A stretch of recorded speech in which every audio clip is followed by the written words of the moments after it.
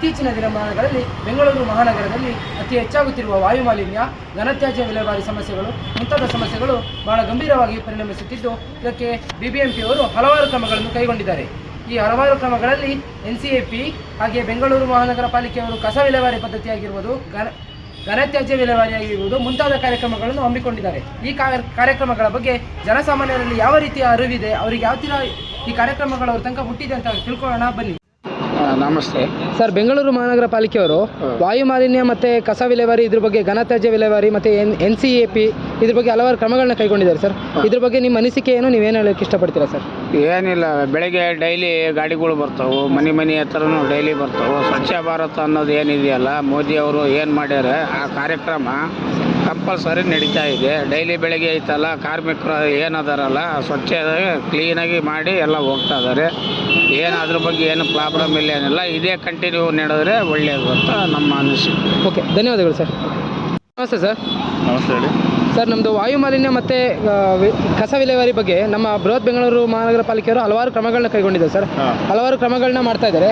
ಇದ್ರ ಬಗ್ಗೆ ನಿಮ್ಮ ಅನಿಸಿಕೆ ಏನು ಸರ್? ಅವ್ರು ಯಾವ ಥರ ಇನ್ನೂ ಕ್ರಮಗಳನ್ನ ಕೈಗೊಳ್ಬೋದು, ನೀವೇನು ಹೇಳೋಕ್ಕೆ ಇಷ್ಟಪಡ್ತೀರಾ ಸರ್? ಇದು ಮಹಾನಗರ ಪಾಲಿಕೆಯವರು ಏನು ಮಾಡ್ತಿದ್ದಾರೆ ಒಳ್ಳೆ ಕೆಲಸನೇ ಇದು. ಬಟ್ ಇಂಪ್ಲಿಮೆಂಟ್ ಯಾವ ಥರ ಮಾಡಬೇಕು ಅಂತ ಅಂದರೆ, ನನ್ನ ಪ್ರಕಾರ ಇದೇನು ನೈಟ್ ಹೊತ್ತು ಕೆಲವೊಂದು ಕಡೆ ಕಸ ತಂದು ಹಾಕ್ತಾರೆ. ಅಂಥ ಪ್ಲೇಸಸ್ನ ಟ್ರ್ಯಾಕ್ಔಟ್ ಮಾಡಿ ಅಲ್ಲೊಂದು CC ಕ್ಯಾಮ್ರಾನೋ ಇನ್ನೊಂದು ಆ ಥರ ಮಾಡಿ ಸ್ವಲ್ಪ ಅವೇರ್ನೆಸ್ ಕ್ರಿಯೇಟ್ ಮಾಡಿದರೆ, ಅದನ್ನು ಕಂಟ್ರೋಲ್ ಮಾಡಿದರೆ ಸ್ವಲ್ಪ ರೋಗ ರುಜಿನಗಳನ್ನು ನಾವು ತಡೆ ಕಟ್ಬೋದು ಅಂತ ಹೇಳ್ಬೋದು. ಓಕೆ, ಧನ್ಯವಾದಗಳು ಸರ್.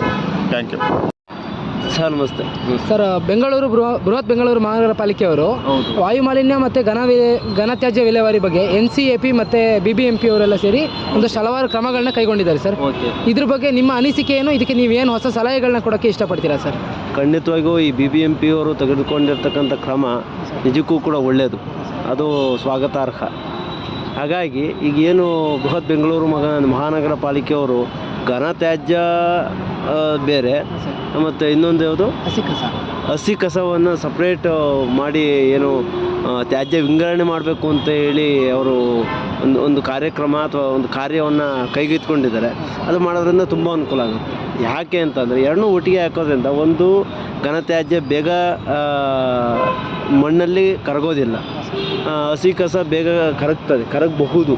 ಹಾಗಾಗಿ ಎರಡನ್ನೂ ಸಪ್ರೇಟ್ ಮಾಡೋದ್ರಿಂದ ಘನತ್ಯಾಜ್ಯವನ್ನು ಬೇರೆ ಮರು ಉಪಯೋಗಕ್ಕೋಸ್ಕರವಾಗಿ ರಿನ್ಯೂವಬಲ್ ಸೋರ್ಸ್ ಆಗಿ, ಅದು ಯಾವುದನ್ನು ಕೂಡ ನಾವು ಬೇಡ ಅಂತ ಅನ್ನೋಕ್ಕೆ ಬರೋದಿಲ್ಲ, ಅದನ್ನು ಮರು ಉಪಯೋಗಕ್ಕೆ ರಿನ್ಯೂವಬಲ್ ಸೋರ್ಸ್ ಆಗಿ ಉಪಯೋಗಿಸ್ಕೋಬೋದು.